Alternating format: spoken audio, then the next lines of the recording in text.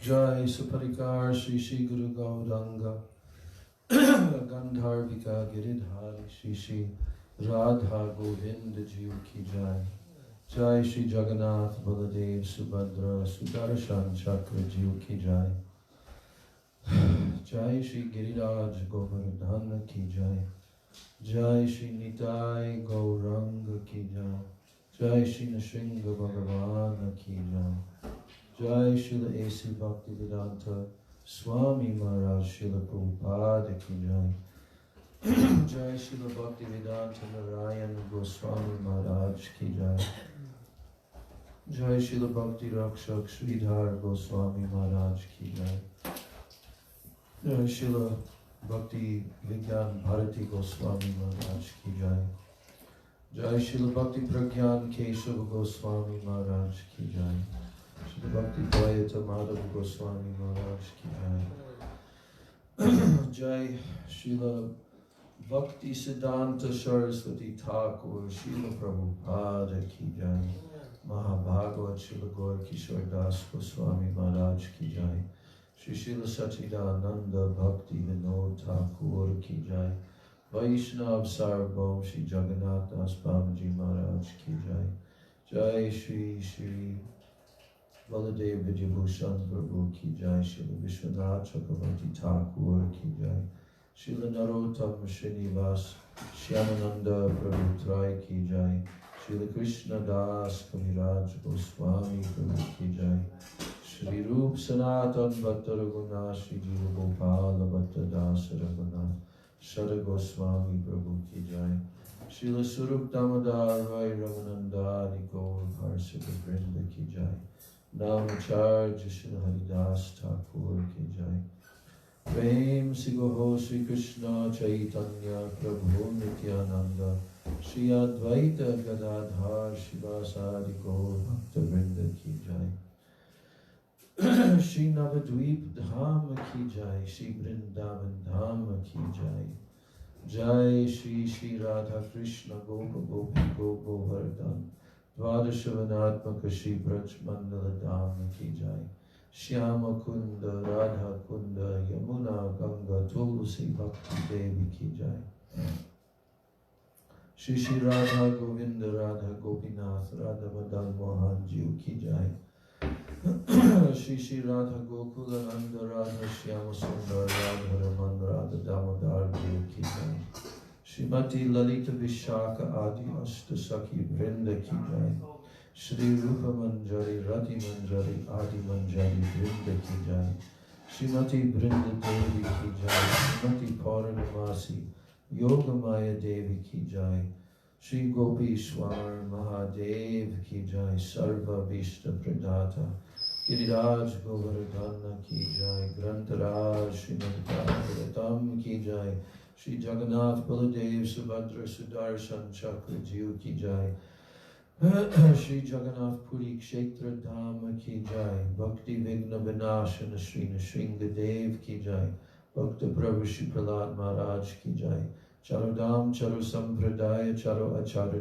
Ki Jai Akara Matraj Shri Chaitanya Mat Ki Jai Ora Nanya Shakamat Samuha Ki Jai Shri Vishva Vaishnava Raj Sabha Ki Jai Ananta Koti Vaishnava Vrinda Ki Jai Tribhuvana Pavana Harinam Sankirtana Ki Jai Shri Shri Nitai Gauranga Ki Jai Samaveta Bhakta Vrinda Ki Jai Nitai Gaur Premanandi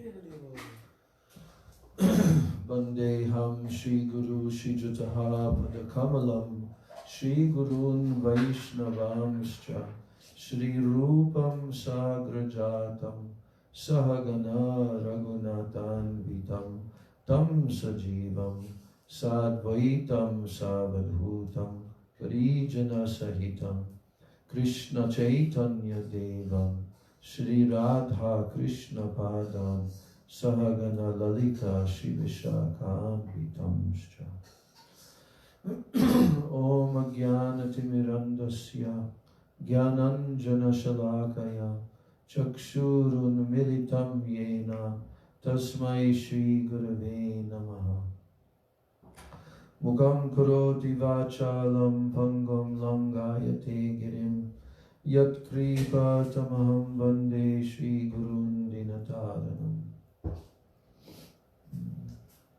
Vancha kalpatarubhyascha kripa sindhubhya evacha patitanam pavanebhyo vaishnavebhyo namo namah.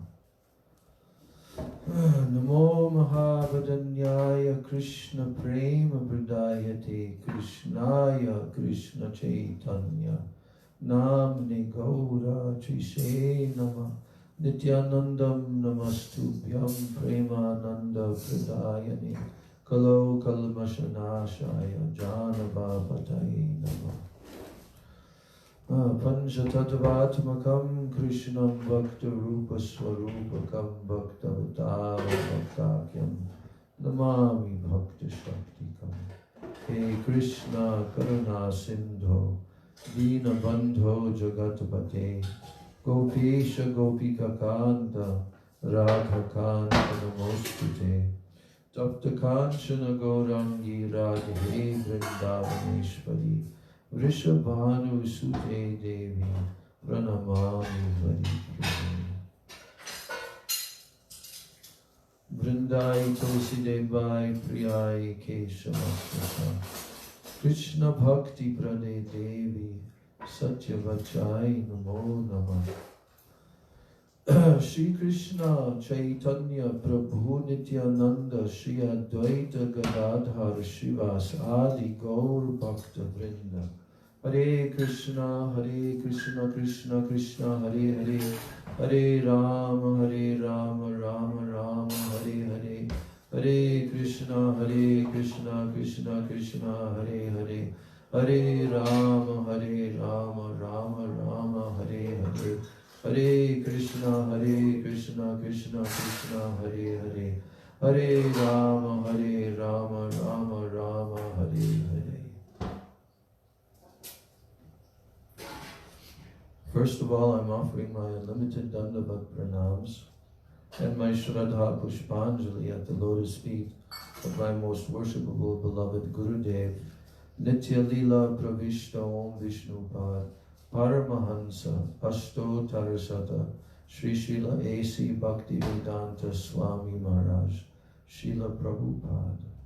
Then I'm offering my same unlimited Dandavat Pranams, my Shraddha Pushpanjali, at the lotus feet of my most worshipable beloved Siksha Gurudevs, Nitya Lila Pravishta Om Vishnupad Paramahansa Asto Tarasata Sri Srila Bhakti Rakshak Sridhar Goswami Maharaj, and Nitya Lila Pravishta Om Vishnupad Paramahansa Asto Tarasata Sri Srila Bhakti Vedanta Narayan Goswami Maharaj. And I'm offering my Dandavat Pranams to the lotus feet of my Sri Sri Rupanuga Guru Varga, and my Dandavat Pranams to all the Vaishnavas and all the Vaishnavis.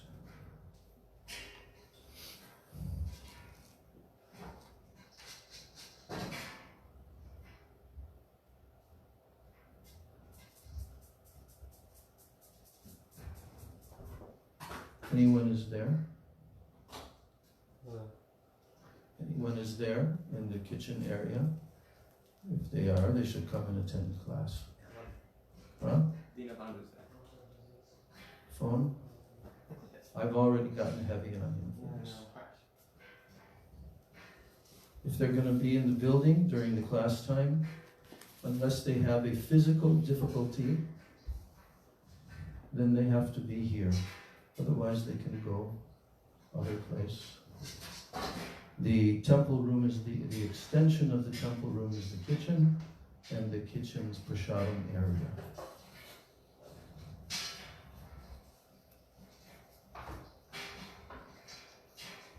Do we have a Manasiksha over there? I have one in the library, March. I can get it. Yeah. Can you bring that lamp?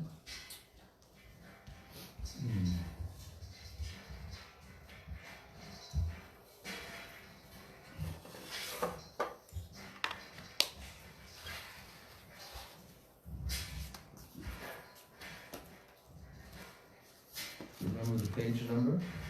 of that song? 385.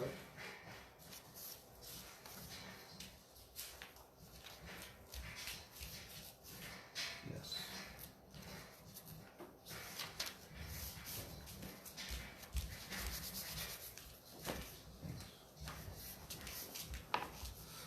So, in honor of our most revered Acharya, founder Acharya of Sri Gaudiya Math, Sri Bhaktisiddhanta Saraswati Thakur Prabhupada, we're taking opportunity to read his poem that he made. Yesterday we read something, but I don't feel that we've actually properly gone into the meaning of the poem. Now, there are different, age groups of devotees in terms of their years in Krishna consciousness and so forth. And this poem, it is also specifically written for devotees who are endeavoring very seriously to attain the higher stages of bhakti. This point I want to make. It's not necessarily a poem for beginning level, although it will also be helpful for all devotees to hear and try to comprehend the subject matter of the poem, because it is written by Srila Bhaktisiddhanta Prabhupada for the advancement of his disciples specifically, and all jivas. But this poem is very much based upon the Manasiksha. I mentioned that yesterday. Do you know what the Manasiksha is, this book, Manasiksha?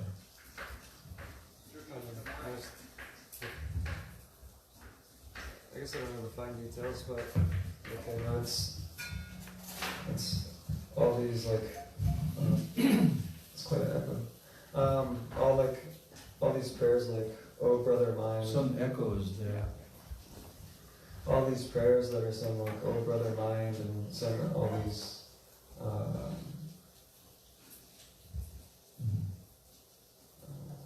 not entirely sure. But I know it's prayers to the mind stop being so facetious to Yes. Mana, Siksha. The word mana means mind, and Siksha means instructions. Who's the author of that book? Raghunath Das Goswami. Yes. Raghunath Das. Who is Raghunath Das Goswami?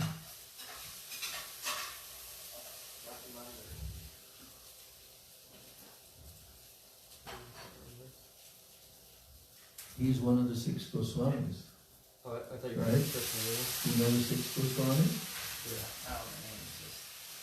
Yeah. I thought you meant Krishna University. That also, but mainly in this world. Yeah. He's one of the direct disciples of Sri Chaitanya Mahaprabhu. Sri Chaitanya Mahaprabhu personally gave instructions to these 6 personalities. They had his association. And they, each one of the 6 Goswamis was chosen by Mahaprabhu to live a very high ideal in their life, to demonstrate how the jivas can actually attain what Sri Chaitanya Mahaprabhu descended into this world 500 years ago. What was the great gift that he wanted to give to all the jivas in this Kali Yuga that he's descending? So, to know what that gift is a very important part of our sadhana bhajan, of our practice. To become acquainted with what is that great treasure We have so many songs in our songbook. This Manjari Bhav. Well, you can put it in a simple way like that, but you have to frame some statement like that in such a way that it conveys what is the great inestimable value of this being given, you see. It's like, for example, if someone does not know what is a diamond, right? Diamonds are considered very, very valuable, as are other precious gems, rubies, emeralds, and so forth. There's a certain beauty that they have that is quite incomparable with any other material objects of this world, you see. So, all of those gemstones, they have their own particular features, why they are so beautiful. Not only that, they even have potencies that are actually endowed within those gems. And that's why when Jyotish, astrologers, recommend a particular gemstone that somebody should wear, it has a power to, because the planets are connected with those gemstones, and there's a subtle energy of protection that can come from those gemstones. If there is some malefic planet that is having some influence on a person, if they wear particular gemstones prescribed by the astrologer, that can help to protect them against that influence on a material level, you see, on a material level. This is a science, great science. However, if you put a fake diamond next to a real diamond, by your ordinary vision, suppose that they're cut exactly the same, right? But one is cut from glass, you know, costume jewelry, and the other one is cut from an actual diamond. So can an ordinary person distinguish the difference between the glass and the diamond? I think they can become quite easily cheated. You think so? Yeah. And there are many cheaters. Yeah. So, however, if a person is a gemologist, you know, or any other term for persons who are familiar with gemstones, right? Professional. Then they also have their eye thing, their eye magnifier, you know, they can look very closely like this. They can never be cheated because there are specific characteristics of each gemstone. You'd have to study that to be able to determine. Have to study. But the glass has no potency at all, whereas the gemstone actually has potency, you see. And therefore it has inherent value. But to buy a gemstone, it requires a qualified purchaser. What's the qualification of the purchaser? To purchase a gemstone? Yeah. A little bit of money. Yeah, you have to know approximately. I mean, you can get cheated. They can say, well, this gemstone is worth $3,000. But in actuality, it may only be worth $500, right? So you also have to go to a approved jewelry store where the jeweler, the owner, the jeweler who is in charge of that, he knows the market value of gemstones. He knows what the going rates are. And that's a very complex matter in itself, because one diamond can cost $100 and another diamond can cost $10,000. So, point being, I'm just using this as an analogy, as an example, how, unless someone knows the value of something, then they cannot appreciate it. They cannot appreciate it, and not only that, but they can also get cheated very easily. They can get cheated. But if you are going to reputable places to purchase, then they're not trying to cheat. That's the nature of the reputable place. And that's why they have that reputation, and that's why they have the credentials. Because they're not going to cheat. They may try to make a little bit extra profit, but to cheat you and tell you that this $500 diamond, you should pay me $10,000 for it. You see? So we have to become aware. Krishna consciousness means consciousness. Srila Prabhupada said that. He said, first you have to become conscious. Then you can become Krishna conscious. Because Krishna consciousness is the highest, most elevated development of anyone's consciousness.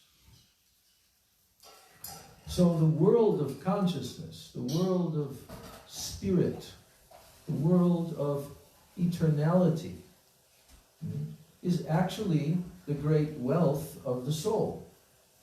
Our soul is air. We have that as our inheritance to claim. That is our inheritance. Srila Bhakti Rakshak Sridhar Maharaj explains that the soul, there's a verse in the Vedas. There's one verse that he quotes. I don't know the exact reference. But that verse is saying, Amritasya Putra. Amritasya Putra. The word Putra means son. If you have a son, in Sanskrit the name of son means Putra. Amritasya. Amrita.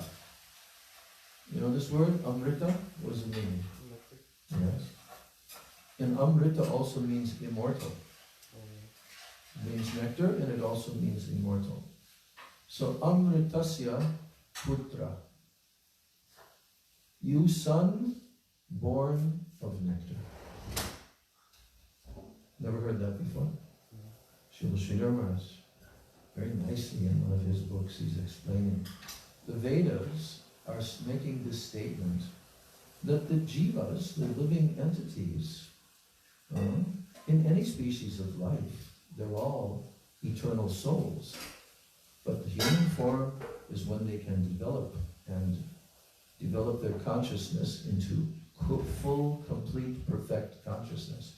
In the lower species, they have no facility to do that. They have to wait until they gradually come to the human form from the lower species. So, but every jiva is actually called Amritasya Putra, which means the son who is born from nectar. Sons of nectar. Jai Shri Shri Guru Gauranga Radha Govinda Ji Ki Jai.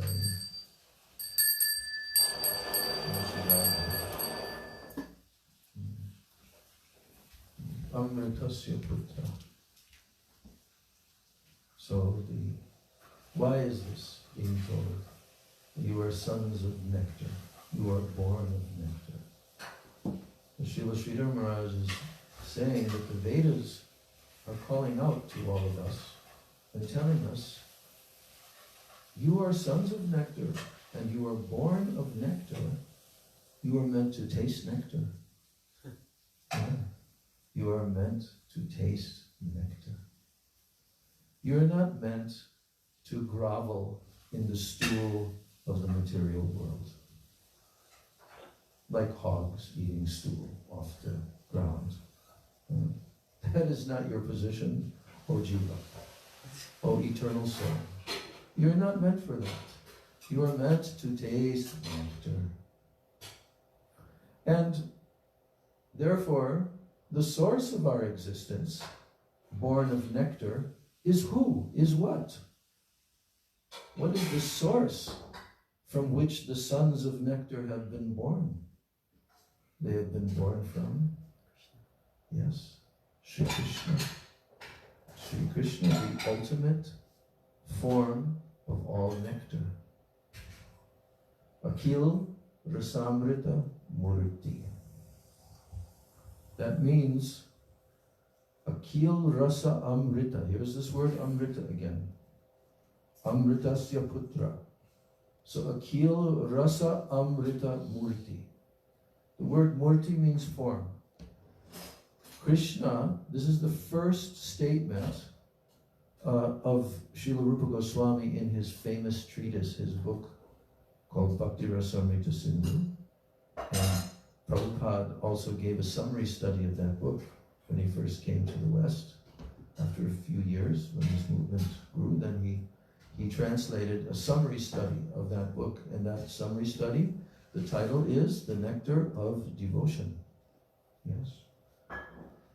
Anyone who is new to the pathway of Gaudiya Vaishnava philosophy and Siddhanta, Krishna consciousness, they should, first of all, make it a very important duty of theirs to become well informed. What is this philosophy? What is this Krishna consciousness movement? And therefore, Srila Prabhupada, he was very concerned by the late 1960s, in the beginning of his movement, because he was already elderly. And when you become that age, there's no guarantee how many more years you will live and so forth. So Prabhupada, he was already 70 when he came to America. And so he would mention it from time to time, that I've already crossed such and such an age, and there is no guarantee how long I will be here. He would say that to his disciples and inspire them that you should all become very serious, because now this will be in your hands. After I go, this will be in your hands. And so that, for that reason, Srila Prabhupada's translation of books was extremely urgent, because this is the first historical time in the history of this Chatur Yuga, right?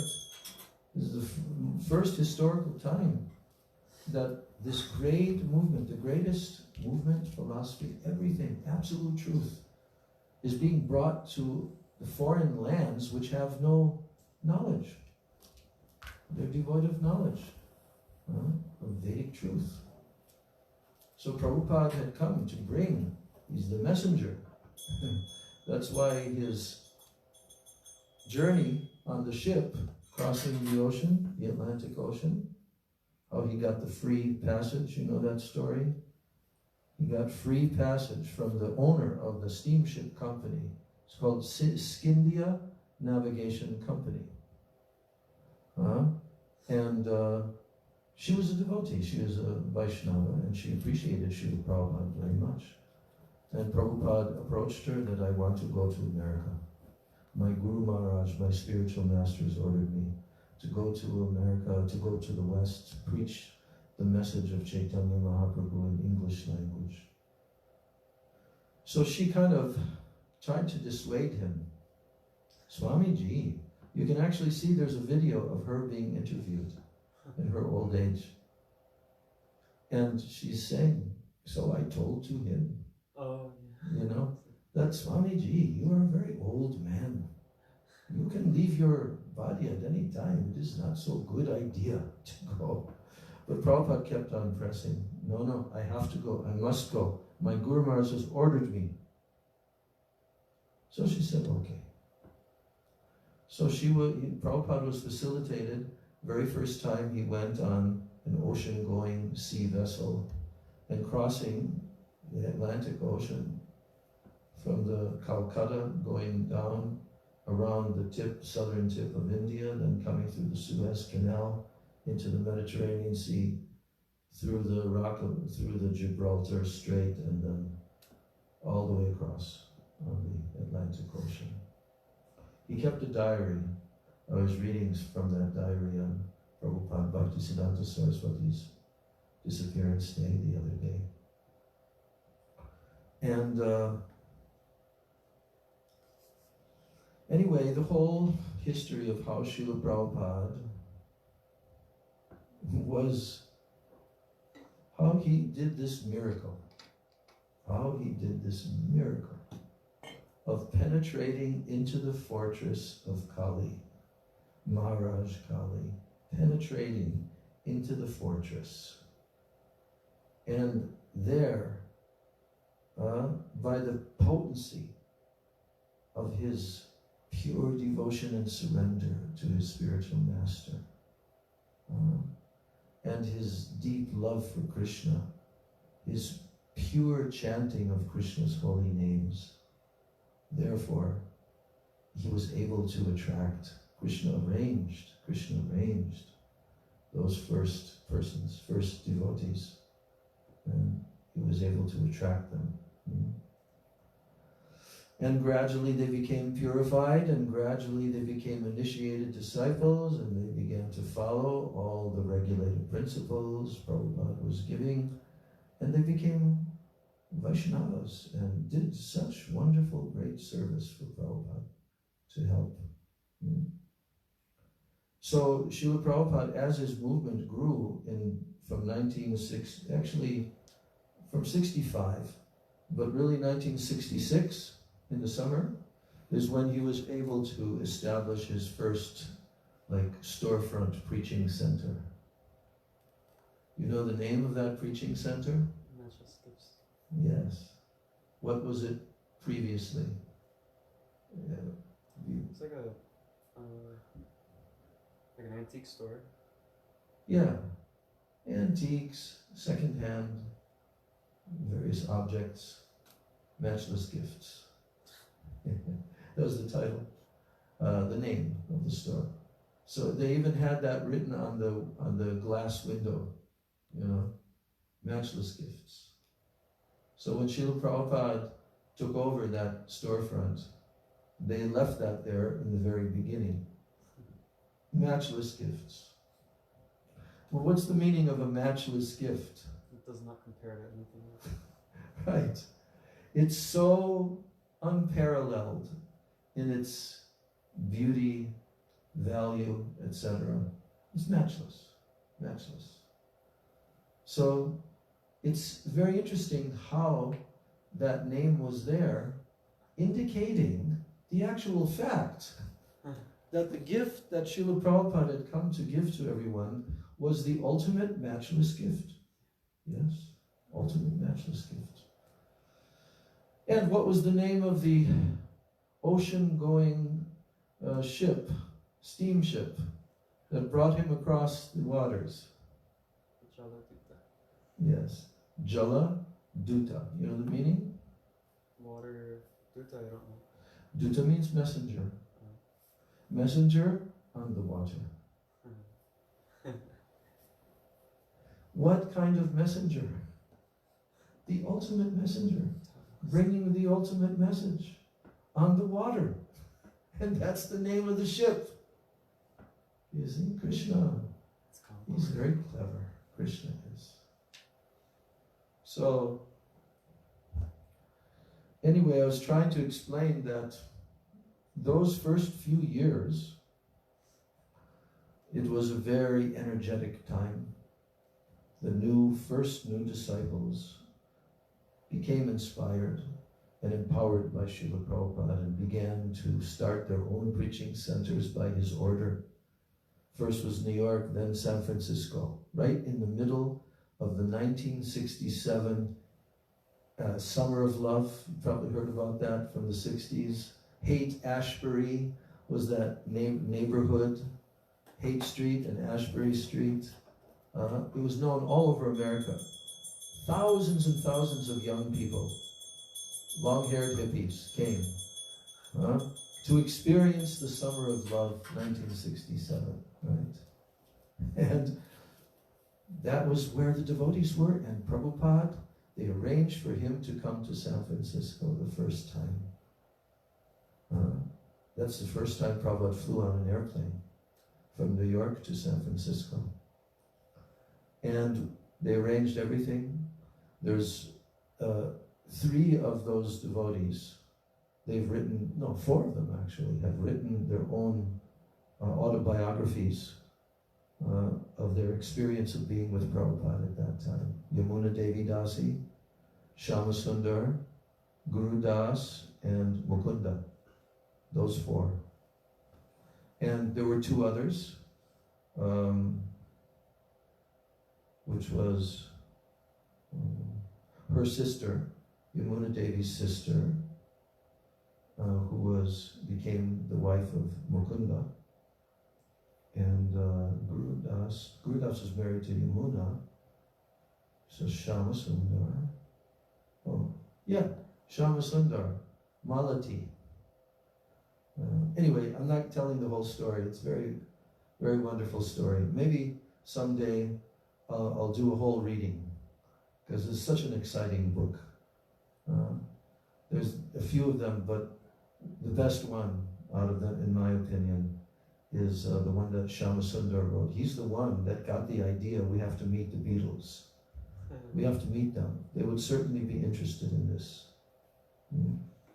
Because the Beatles, in that year, 1967, they went to Rishikesh with this Maharishi Mahesh Yogi. And it was world famous, their trip to India. Then after that, the Indian style of art, music, sitar music, this, that, it started to penetrate through the Beatles and other groups into the fabric of American society. It was a cultural, it was such a time of cultural changes, you know. Yeah, so anyway, they started the London temple, then they started first San Francisco, then London. And then after that, by that time it was 1970. So from 67 to 70, these 3 couples, they were very much engaged in preaching. And so many hundreds and hundreds of devotees came. And so many other temples were being started in other parts of California and other states in America. Then in 1970, that's when I joined in 1970, when I just turned 18. And but Srila Prabhupada then had the plan, he had it all along, that he would go back to India with a group of Western disciples and do kirtan and visit all over India and start his movement in India. Yeah. And so Shama Sundar wrote his memoirs about that time. His book is titled Chasing Rhinos with the Swami. Yeah. Why is it titled Chasing Rhinos with the Swami? Because Srila Prabhupada, Prabhupada was very fearless and bold. And he was not afraid to do something which everyone thought is impossible. And he told that actually, he said, if you are trying to hunt a rhinoceros, not such an easy thing, is it? Very dangerous thing. Very dangerous. The rhinoceros, it has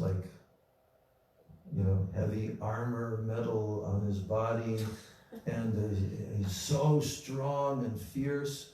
And if you're nearby, it will run extremely fast and crush you and kill you.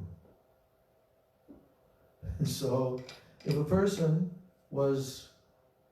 she probably gave the example, that if a person tried to shoot a rhinoceros, he went out and tried,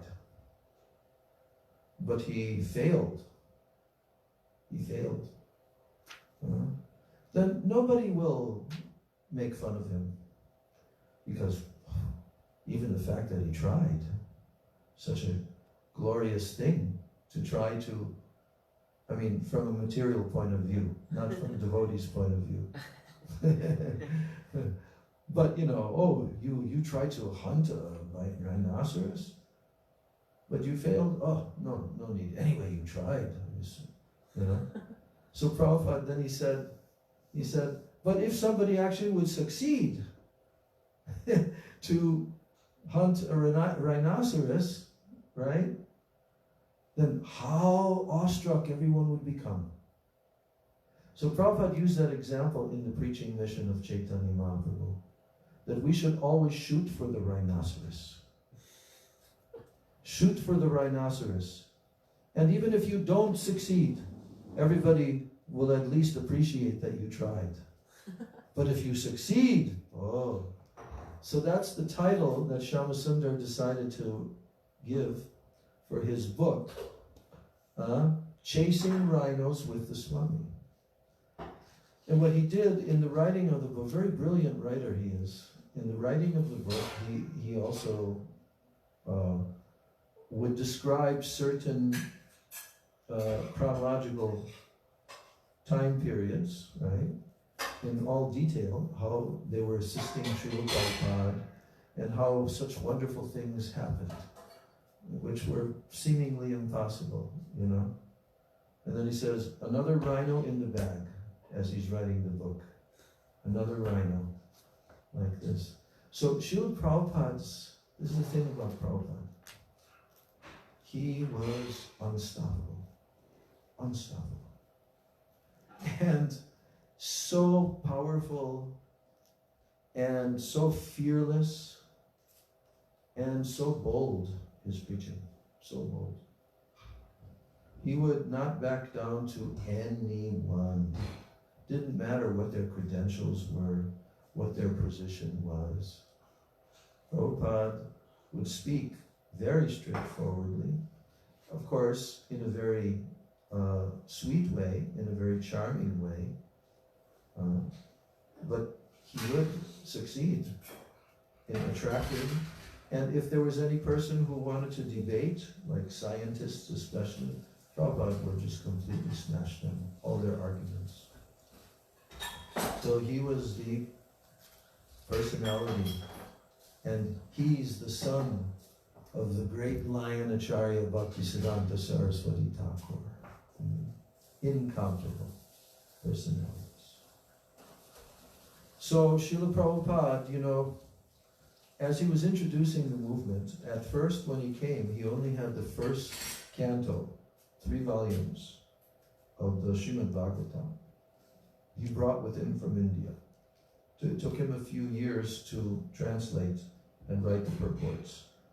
He was living in Vrindavan, in that Radha Damodar temple. Do you ever see the room there? No? Yeah. So he was staying there. And Gurudev, Srila Bhaktivedanta Narayan Goswami, used to come and visit him from time to time from Mathura. And so Srila Prabhupada, he prepared his Srimad Bhagavatam with the plan that he would gradually, he would translate and write purports to the entire Srimad Bhagavatam in English and give that to the whole world. He succeeded up to the 10th canto, 14th chapter. Then he departed. But since that time, it has been very nicely presented. And also the commentaries of the great acharyas like Vishwanath Chakravarti Thakur, Sanatana Goswami and others. Jai Shri Radha Govinda ki jai.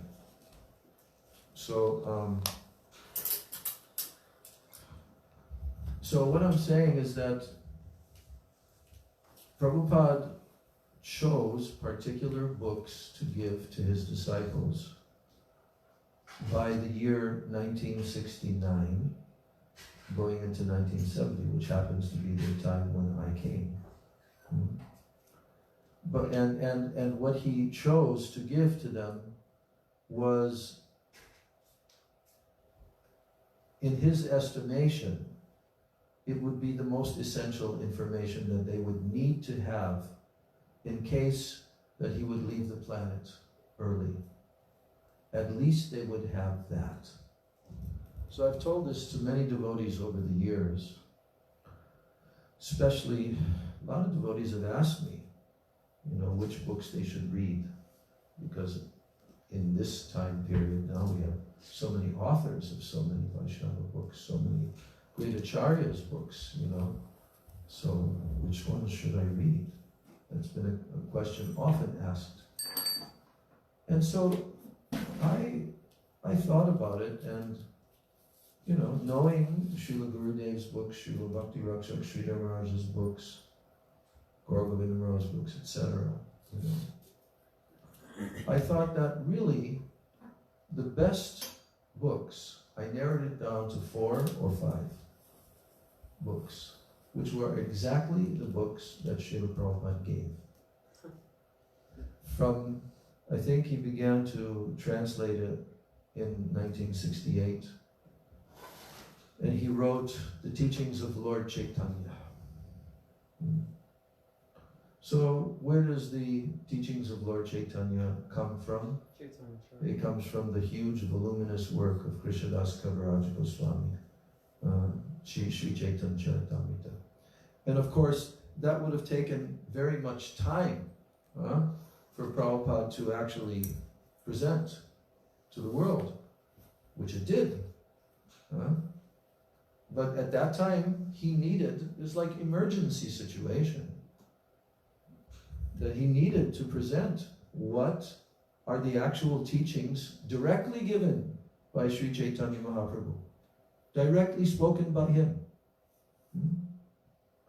So in that book, Teachings of Lord Chaitanya, Srila Prabhupada selected the 5 conversations that Chaitanya Mahaprabhu had, main conversations. He had many other conversations, but these are his actual siksha, his teachings, to 5 different personalities. First one, Rupa Goswami. Second, Sanatana Goswami. Third, Ramananda Roy. Now Ramananda Roy was speaking, but actually Mahaprabhu was giving into his heart what he would speak. And fourth one, Sarvabhauma Bhattacharya. When Mahaprabhu took sannyas and came to Puri, then he met Sarvabhauma Bhattacharya, who was one of the greatest scholars in India at that time. And he was a scholar of Vedanta, but he was presenting the impersonal interpretation of Shankaracharya. And so the conversation that Chaitanya Mahaprabhu had with him in Jagannath Puri, in the Jagannath temple, he completely converted him from Mayavadism and presented the actual teachings of the Vedanta Sutra. And then also, when Mahaprabhu journeyed to Vrindavan, he was staying for some time in Varanasi, and there were some of his followers in Varanasi who were hosting him there. That's also where he met Sri Sanatana Goswami, and gave all 2 months, Sanatana Goswami sat daily with Mahaprabhu and received all instructions. Yes. But also in that town of Varanasi was another great Mayavadi sannyasi, leader of hundreds of Mayavadi sannyasis. His name was Prakashananda Saraswati. Prakashananda Saraswati. And he was very learned. And the whole story is explained how the followers of Mahaprabhu, they felt bad because these Mayavadi sannyasis were criticizing Lord Chaitanya and claiming that, what is he doing? All this singing and dancing. This is not the activity of sannyasis. Our activity is to study Vedanta, philosophy. This is sentimentalism, right? But so Mahaprabhu mercifully came to their assembly, and that's a beautiful story, how they became completely attracted to him. He exhibited his Brahma Jyoti effulgence, and they thought, oh, who is this? So he spoke to them the proper teachings of Vedanta, and they all became converted. Those are the 5 conversations in the book Teachings of Lord Chaitanya. I remember sitting in 1970 after vacuuming our temple room, and I sat down in a little closet that we had there, and I opened up Teachings of Lord Chaitanya and began reading it. At that time I could not comprehend that much, but whatever it was very powerful, whatever I could follow. So that book is one of the 4 books. The second book is the Krishna book. The Krishna book is the summary study of the 10th canto of the Srimad Bhagavatam, the most important part of all the Vedic literatures, 10th canto of Srimad Bhagavatam. And because Prabhupada was starting the Hare Krishna movement, then his disciples have to know who is Krishna. And unless you have read the 10th canto of Srimad Bhagavatam and you've heard the actual pastimes of Bhagavan Sri Krishna when he was on this planet for 125 years, then how are you going to be able to tell who is Krishna? Right? So he gave that masterpiece. And there's a whole story how George Harrison was coaxed into giving the donation for the printing of that book. Yes. So, then also, Srila Prabhupada, of course, he had to present the Bhagavad Gita. Okay? The Bhagavad Gita is the quintessence of all the Vedic knowledge spoken directly by the lotus mouth of Sri Krishna. And it is the most famous book in the whole world of coming from the Vedic literatures.